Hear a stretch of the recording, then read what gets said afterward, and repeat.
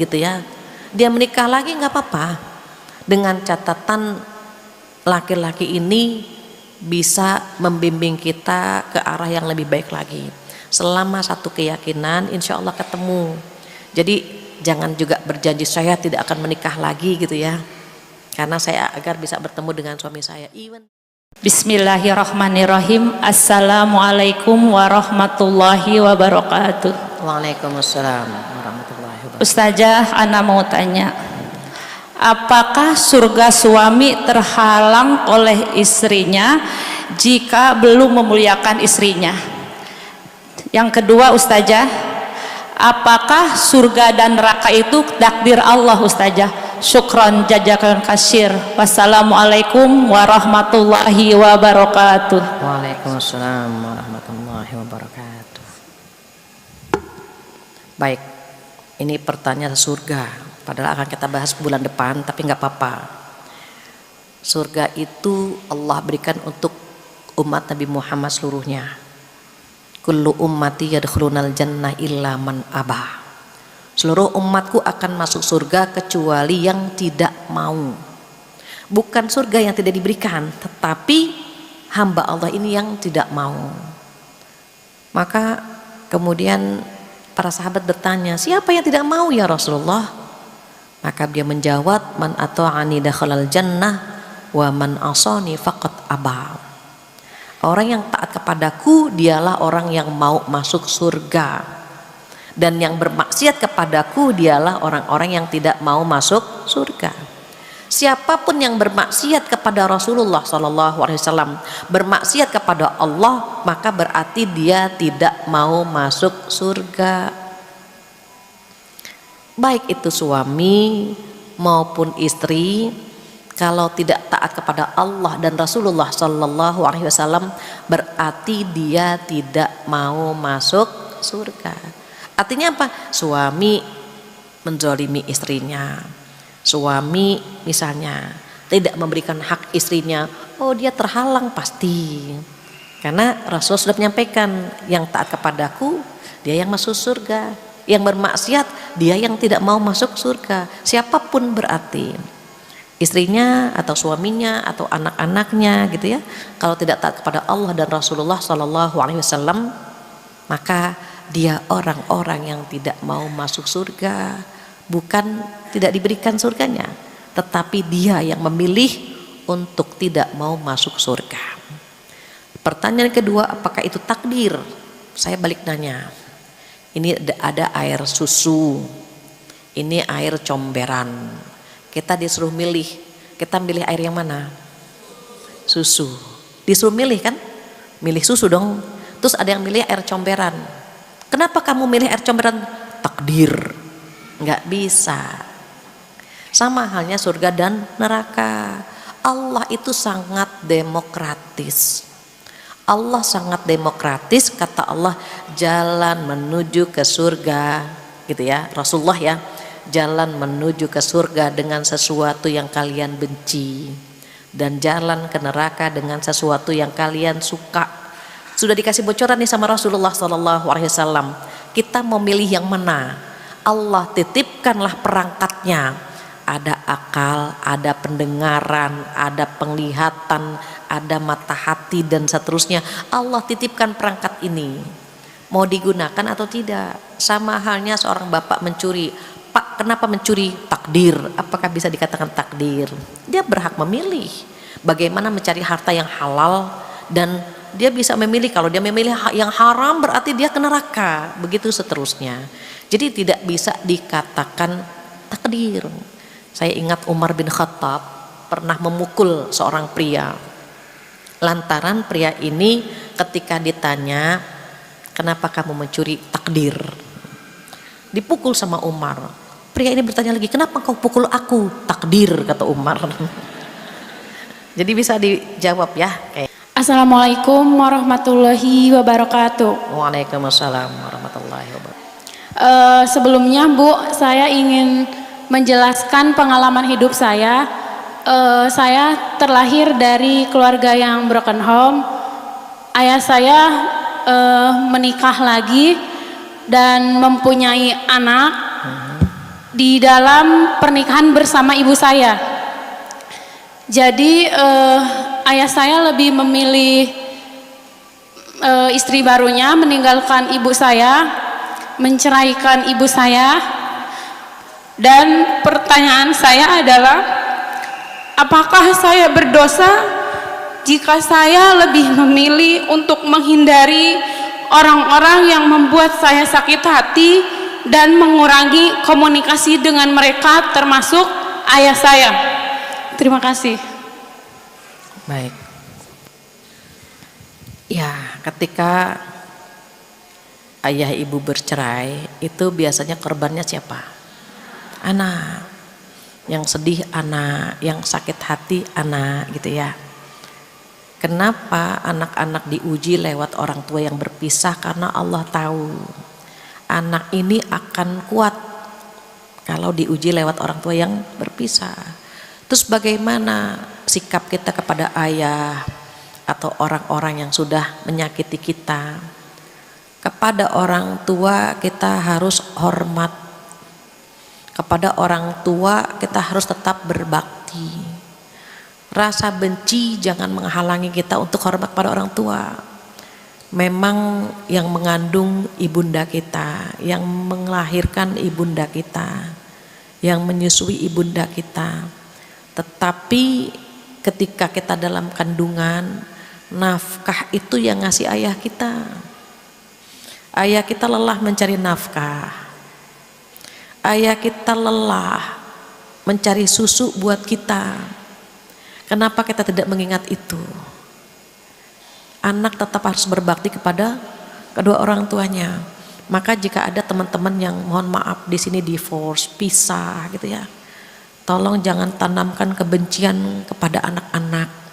Jangan tanamkan kebencian, rasa benci kepada orang tuanya, baik kepada ibunya atau kepada ayahnya. Tetap kita sampaikan kepada anak-anak kita, nak, ayahmu tuh ayah yang hebat. Dia dulu begini, begini, begini. Cuma qadarullah, dia menikah lagi, gitu saja. Atau kita bilang sama anak kita, nak, ibumu tuh ibu hebat.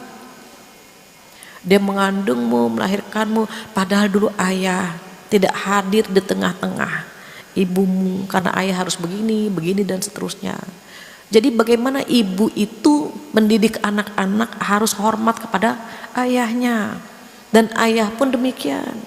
Jangan ditanamkan rasa benci kepada anak-anak sehingga dia tidak bisa berbakti pada kedua orang tuanya. Maka kita yang sudah paham, jangan simpan rasa benci itu kepada ayah kita.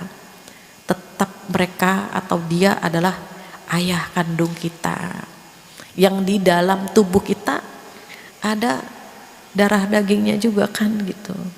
Tetap berbakti, insya Allah Allah kuatkan, Allah mampukan.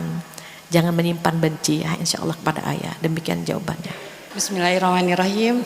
Assalamualaikum warahmatullahi wabarakatuh. Yang ingin saya tanyakan adalah apabila seorang suami sebelum meninggal dan istrinya meminta maaf karena selama hidup bersama belum maksimal untuk mengurus dan suaminya memaafkan, lantas istrinya tidak menikah lagi tapi istiqomah dengan ibadah, apakah benar akan ada jaminan surga buat istrinya? Demikian Ustazah. Wassalamualaikum warahmatullahi wabarakatuh. Waalaikumsalam. Makasih. Ya, Rasulullah SAW menyampaikan bocoran kepada kita untuk para istri. Jika dia sholat 5 waktu, puasa bulan Ramadan, menjaga kehormatannya, kemudian taat kepada suaminya, maka dikatakan kepada wanita ini, masuklah ke dalam surga lewat pintu mana saja yang dia mau. Suaminya redho dengan semua yang dilakukan oleh istrinya. Istrinya minta maaf, ibu sering-sering minta maaf sama suami. Namun yang ketiga, yang terakhir, ketika tidak menikah lagi, bukan berarti kalau dia menikah lagi tidak masuk surga, bukan. Banyak jamu itu janda muda yang takut nikah lagi karena katanya nggak ketemu sama suami. Selama satu keyakinan dia masih bertemu, dia bisa bertemu. Jadi kalau ada di antara kita yang divorce atau ditinggal suami, qadarullah ada pria berkuda yang datang menjemput gitu ya, dia menikah lagi nggak apa-apa, dengan catatan laki-laki ini bisa membimbing kita ke arah yang lebih baik lagi. Selama satu keyakinan insya Allah ketemu. Jadi jangan juga berjanji saya tidak akan menikah lagi gitu ya, karena saya agar bisa bertemu dengan suami saya. Even dia nikah lagi pun insya Allah bertemu dengan suami, tetapi di antara dua suami ini mana yang lebih baik akhlaknya, itu yang akan mendampingi kita. Demikian Ibu, mudah-mudahan istiqomah gitu ya. Ini ada sisa waktu 5 menit, sementara kertasnya banyak sekali. Saya jawab sekedarnya saja, mudah-mudahan bisa ya. Pertanyaan pertama, Assalamualaikum Ustazah, gimana cara move on dan mengikhlaskan orang yang sudah pergi? Yang sudah pergi ini suami atau mantan? Kalau suami, tadi sudah saya singgung, kalau suami meninggal atau dia meninggalkan kita karena satu dan lain hal, dia menikah lagi, terus bagaimana? Sholat hajat, ya Allah mampukan hamba untuk melupakannya, dan antarkan kepada hamba pria soleh yang bisa mendampingi hamba, membimbing hamba sampai ke surga. Kalau mantan, pas mau dilamar, udah menentukan tanggal pergi, Allah sudah memilih, sudah menyelamatkan kita bahwa pria ini bukan yang terbaik buat kita. Jadi move on saja. Barang-barang yang pernah diberi oleh mantan, berikan lagi kepada orang lain, jangan disimpan. Jadi jangan menyimpan barang-barang mantan, itu yang nggak bisa move on itu sebetulnya, gitu ya. Kemudian bagaimana sikap terbaik seorang istri jika diberi hidayah duluan untuk hijrah daripada suaminya? Kalau istrinya udah hijrah lebih dulu, jangan tinggalkan suami. Genggam tangan suami, ajak bareng-bareng hijrah. Ada pahala di sana. Begitu juga ketika suami belum bisa ngaji, ayah kita ngaji bareng ya, datangkan guru ke rumah, kita ngaji bareng-bareng. Dan ketika dia mau belajar ngaji, tolong jangan direndahkan. Aku baru tahu kalau ayah belum bisa ngaji, astagfirullah. Dia nggak mau ngaji lagi nanti. Maka jangan ditinggalkan, genggam tangannya agar bisa jalan bersama ke surga. Kecuali kalau suaminya melarangnya. Kalau melarang, maka dia bisa sholat istikharah, apakah bertahan atau berpisah. Demikian. Yang selanjutnya izin bertanya Ustazah, apakah semua kebaikan dan dosa yang dilakukan orang tua berpengaruh kepada anak-anaknya? Jadi kalau dosa orang tua, anak-anak kan tidak tahu. Boleh jadi dia melakukan dosa ketika remaja, anaknya belum lahir kan gitu. Tapi kalau orang tuanya berdosa, anak-anaknya mengikutinya, nah itu yang disebut dengan dosa jariah. Jadi kalau orang tua bikin dosa, anaknya ngikuti, jadi dosa jariah. Kalau orang tua melakukan amal soleh, anaknya mengikuti, maka itu menjadi amal jariah gitu ya. Jadi ada pengaruh, kadang-kadang ada pengaruh. Kita sedekah, anak insya Allah jadi anak yang soleh-solehah. Kita rajin sholat malam, anak insya Allah punya akhlak yang baik. Begitu seterusnya. Jadi kalau amal soleh bisa berpengaruh ke anak, khawatir juga gitu ya, amal buruk bisa menurun atau berpengaruh kepada anak-anak, karena dia melihat ayahnya, dia melihat ibunya begini-begini, boleh jadi dia mengikuti. Maka bukan seperti penyakit dia genetik, bukan, karena dia melihat bagaimana orang-orang di sekitarnya. Demikian. Baik, kemudian yang selanjutnya, saya dan teman-teman suka nonton film di bioskop. Pertanyaannya, apakah nonton film di bioskop itu dosa? Tergantung apa yang dia tonton dan bersama siapa. Yang dia tonton siksa dalam kubur, Kemudian gitu ya, dia pergi sama suaminya. Kalau dia takut dia pegangan suaminya, nggak apa-apa. Nontonnya siksa dalam kubur, tapi yang dipegang mantannya. Aduh mas, dosa.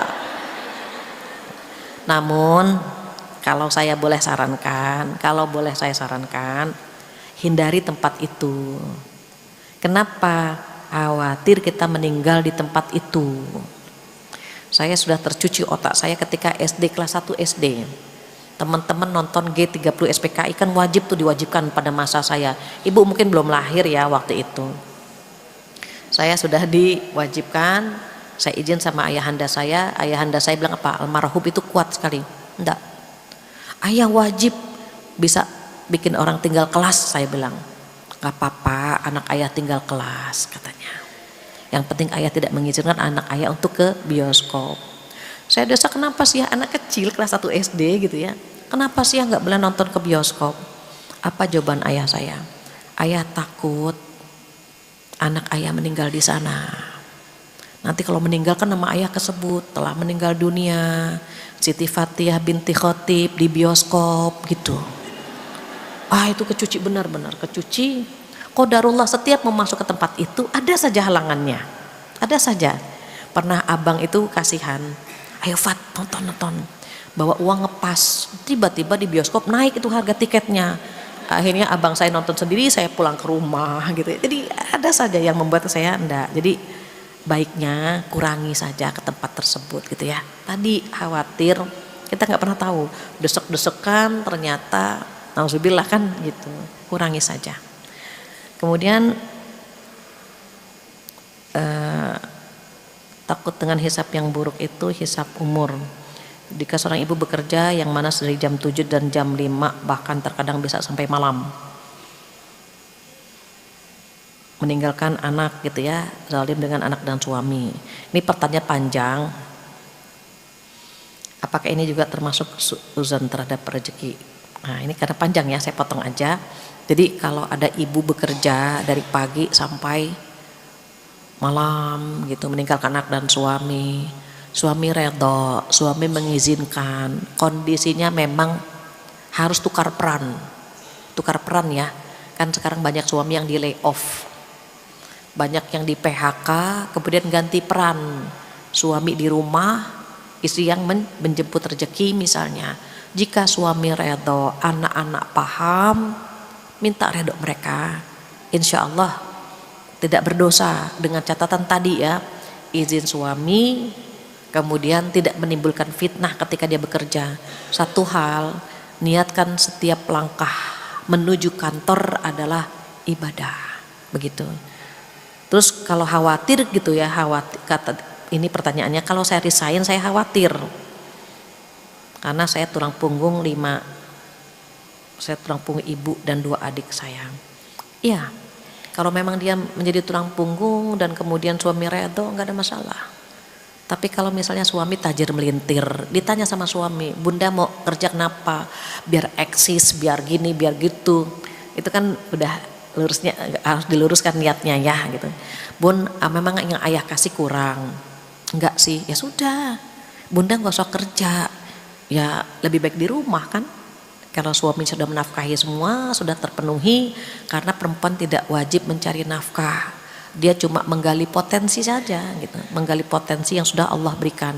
Karena dalam agama kita disayang sama Allah. Perempuan tidak punya kewajiban mencari nafkah.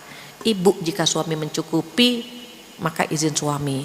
Tetapi jika qadarullah suami di lay off atau di PHK, ibu yang berganti peran dengan suami, selama suami redho, anak-anak pun dikondisikan, insya Allah kerjanya menjadi ibadah. Assalamualaikum Bu Fatihah, apakah makan bareng sama tetangga? Boleh banget. Undang tetangga, kalau bisa saya juga jadi tetangganya. Yang penting ketika makan bareng tetangga nggak dicampur laki perempuan ya. Laki-laki dulu yang ngambil prasmanan, baru perempuan, atau ini buat laki-laki, ini buat perempuan gitu. Selama niatnya baik, caranya baik, bagus kok gitu ya. Jadi makan bareng sama tetangga boleh banget, karena pertanyaan boleh nggak makan bareng tetangga? Boleh, tetangganya ikhlas. Makan di rumah saya, tetangga tuh ikhlas banget diundang makan-makan gitu ya. Baik. Bagaimana cara mengadarkan diri dan ikhlas dalam memaafkan kesalahan suami? Nah, itu bulan lalu sudah saya singgung. Perempuan ahli sejarah. Kalau disakiti sama suami, dia akan hafal tanggal, tahun, jam, tempat, detiknya keberapa dia hafal. Terus gimana dong memaafkan? Bu, yang membolak-balikan hati Allah. Yang membolak-balikan hati dari cinta ke benci Allah, dari benci ke cinta juga Allah. Jika ingin memaafkan kesalahan suami, minta sama Allah, ya Allah, lapangkan dadaku bisa memaafkan pasangan hamba. Ya Allah, mampukan hamba memaafkan kesalahan pasangan hamba. Terus bagaimana? Ingat, itu bagian dari takdir Allah. Kita diuji lewat suami. Qadarullahnya begitu, kita diuji lewat suami. Tinggal milih lagi, mau dendam sama suami atau memaafkan. Kalau memaafkan pahalanya besar. Sesuatu yang berat dilakukan pahalanya besar. Kalau tetangga yang bikin salah, sesakit hatinya kan beda ya dengan kalau suami yang melukai. Semakin sulit memaafkan, insya Allah pahalanya semakin besar. Maka minta sama Allah dan tanya orang-orang yang sabarnya tidak terbatas. Kalau kita kan sabarnya setipis tisu dibagi dua ya, maka terkadang ingat lagi begitu ya. Baik, selanjutnya Bu Ustazah, bukankah healing atau tadabbur alam diperintahkan dalam Al-Quran? Karena kalau saya amati bapak-bapak yang gak suka healing, jadi ibu-ibu cari pelarian healing bersama teman-temannya. Ini nggak berdosa kan Bu? Ini maksa apa nanya ya? Healing yang paling enak, saya sampaikan ke ibu-ibu, ke teman-teman, healing yang paling enak tuh duduk di sini.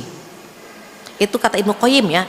Ibnu Qayyim menyampaikan kepada kita healing, menenangkan hati itu 3 tempat. Pertama di majelis ilmu. Kedua, membaca Al-Quran atau mendengarkan orang baca Quran. Sebelum saya datang kita baca Quran dulu kan, udah healing di sini. Ketiga apa? Berdua-duaan dengan Allah di sholat malam. Itu yang healing yang paling tepat. Tapi kan Bu, kita manusia, betul, bukan robot kan yang hadir di sini. Kalau manusia butuh healing, boleh tadabur kita kemana. Tapi syaratnya izin suami. Jangan, ayah nggak ada laki-lakinya, ayah nggak usah ikut. Itu berarti kan melarang suaminya. Bukan suaminya nggak mau ikut, tetapi sudah dikasih warning. Yang ikut nih bu ini, nggak ada bapak-bapak ayah. Tapi kan ayah mau ikut, nggak usah. Nah itu kan berarti beda tuh ya. Kecuali kalau memang ya udah bunda pergi sama teman-teman, udah diizinkan pergi nggak apa-apa. Ada suami yang nggak bisa nganterin kita kan. Kita mau pergi ke sana, suami nggak bisa ngantar. Kita ingin ke sana, ke tempat ini, suami nggak bisa ngantar. Tapi dia bilang, bunda pergi sama teman-teman ya. Mungkin bunda butuh me time atau our time. Bunda butuh healing atau bunda butuh hiburan, melihat kebesaran Allah gitu. Jadi healing itu melihat kebesaran Allah lewat ciptaan-ciptaan Allah gitu ya, atau bagaimana Allah sudah menghancurkan negara-negara yang menghancurkan agama Allah. Ya nggak apa-apa, boleh gitu ya. Tapi satu hal, jangan meninggalkan sholat. Letakkan dahi kita sujud di bumi Allah. Di setiap kita pergi, letakkan dahi kita di bumi Allah. Titipkan anggota tubuh kita ini tetap bersujud kepada Allah Subhanahu wa Ta'ala.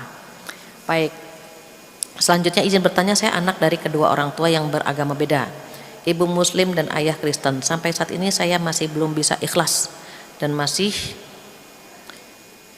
denial ya ketika ingin berbuat baik kepada ayah karena masih kecewa.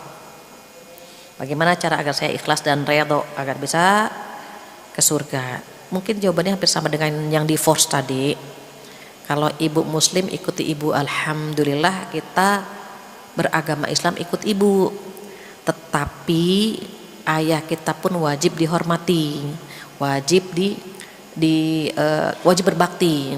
Kecuali kalau dia mengajak kepada durhaka. Jadi taat kepada suami atau orang tua selama tidak melanggar Allah. Kalau melanggar Allah maka tidak boleh taat gitu.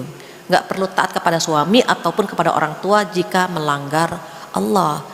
Kenapa harus kecewa? Karena dia beragama berbeda misalnya. Kita doakan saja. Doakan orang tua yang beda agama. Alhamdulillah mayoritas di sini turis ya. Turis turunan Islam. Jadi kita dikasih anugerah bisa menyembah Allah dengan leluasa karena orang tua kita beragama Islam. Kemudian assalamualaikum Bu Fatia. Waalaikumsalam. Bu Fatia, bolehkah saya tidak membuka aib orang lain karena saya tidak mau sebenarnya, tapi kalau tidak saya buka takut juga berdampak buruk untuk saya. Maksudnya gimana nih? Kalau kita menutup aib orang lain, maka Allah akan menutup aib kita di hari kiamat. Kalau kita menolong saudara kita, Allah akan menolong kita. Kalau kita menahan marah kepada saudara kita, Allah akan menahan murkanya. Jadi begitu. Kalau kita bisa menutup aib saudara kita itu lebih baik. Karena kelak Allah akan menutup aib kita di hari kiamat. Aib kita juga banyak. Kita pengen banget Allah menutup aib kita di hari kiamat, maka tutuplah aib saudara kita. Begitu. Assalamualaikum Bu Fatia. Waalaikumsalam. Izin bertanya, ilmu akan dihisab. Saya takut karena saya sebagai pengajar baca tulis Al-Quran merasa belum pantas menjadi pengajar yang baik karena menganggap ilmu saya belum cukup. Apakah saya berhenti mengajar? Jadi kalau kita sudah tahu ilmu dihisab, justru kita akan semangat ngajar. Kalau berhenti nanti ditanya, kenapa nggak ngajar? Sama halnya begini. Ada jamaah saya izin, Bu Fatia saya izin ya, besok saya tidak ngaji lagi. Saya bilang kenapa? Habis kalau ngaji saya jadi tahu. Dulu saya nggak tahu kalau ngerumpi dosa. Pas saya ngaji saya tahu ngerumpi itu dosa. Berarti lebih baik saya nggak ngaji kan? Dia bilang. Saya bilang ketika orang tidak menuntut ilmu, tidak punya ilmunya, Allah akan nanya, kenapa waktu kamu tidak tahu hukumnya, kenapa kamu tidak ngaji? Ditanya juga, bukan berarti orang-orang yang tidak punya ilmu nggak dihisap, ditanya juga. Kenapa kamu nggak bertanya? Kenapa kamu tidak duduk di majelis ilmu? Tetap ditanya. Enaknya kalau kita punya ilmu, kemudian kita mengamalkannya, kita dapat 2 pahala. Gak usah jauh-jauh. Contoh ya. Kita baca Quran, kita tahu kan membaca Al-Quran dengan benar hukumnya fardu ain, sementara mengajarkannya fardu kifayah. Karena kita tahu membaca Al-Quran dengan benar adalah fardu ain, wajib. Jadi ketika kita baca dengan benar, pahala. Sementara yang bacanya tidak benar, gitu kan, itu dan gak belajar, dia berdosa. Tapi kalau dia belum bisa belajar, belum bisa membaca dengan benar, terus dia belajar, pahalanya, pahala terbata-batanya sama pahala membaca Al-Quran. Tapi kalau kita membaca dengan benar di hari kiamat, kita akan dibangkitkan bersama para malaikat. Apa enggak pengen dibangkitkan bersama para malaikat, gitu kan?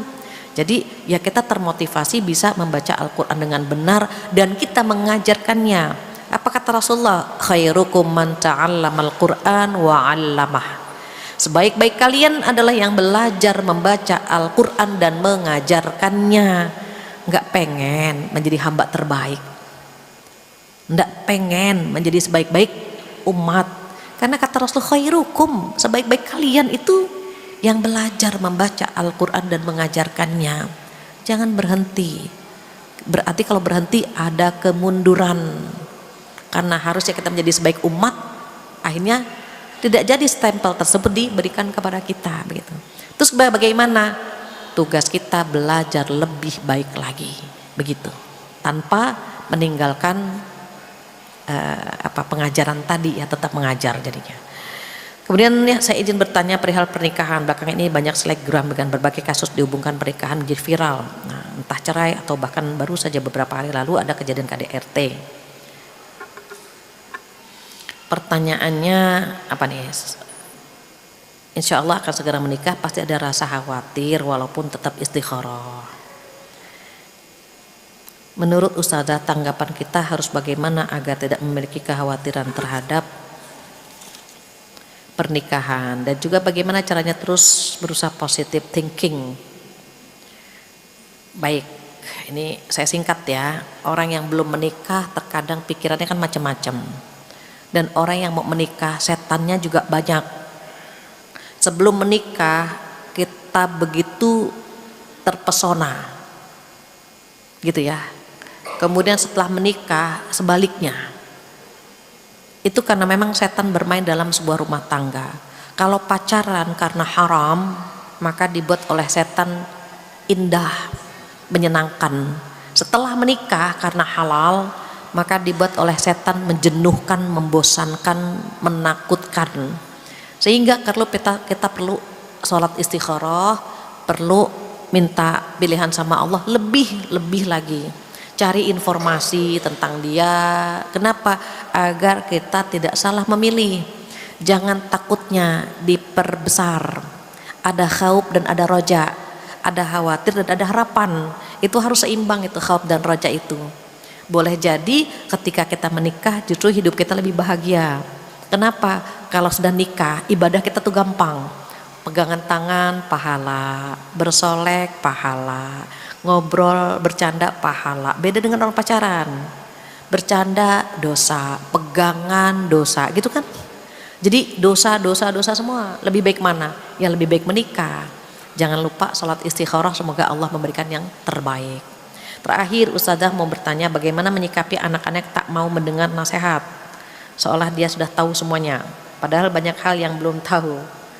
Maksudnya gimana ya? Padahal banyak hal yang belum tahu. Apakah bisa sebagai orang tua melihat ketidakbenaran, kebelum baikan, apa menunggu kepentok dulu?